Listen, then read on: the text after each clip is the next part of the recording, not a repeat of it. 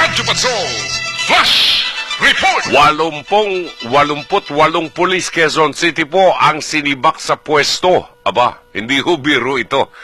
88 pulis sa Quezon City sinibak sa pwesto. Alamin natin, buhat kay Patrol 35, Johnny Banez.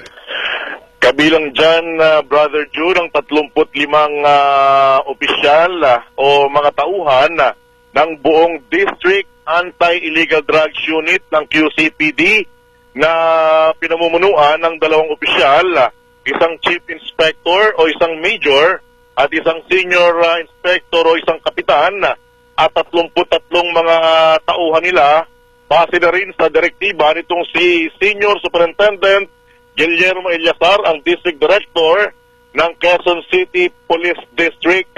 Ayon kay Senior Superintendent Eliazar, bahagi ito ng cleansing process ng kanilang hanay at upang maipasok yung tinatawag niyang new blood na mga opisyal at tauhan ng QCPD. 53 naman sa hanay ng Station Anti-Illegal Drugs ng Station 6 ng QCPD, ang kabilang sa mahigit o halos 70 mga opisyal at tauhan ng nasabing distrito ng pulis ang sinibak effective immediately. At ayon niya kay Senior Superintendent Eliazar, ito'y ngayong araw ipapatupad.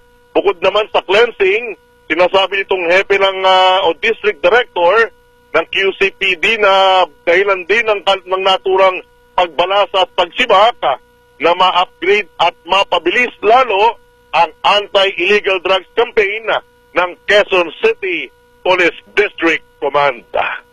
Ito ang Radyo Patrol 35, Johnny Banez, ABS-CBN, DCMM. DCMM Radyo Patrol Flash Report.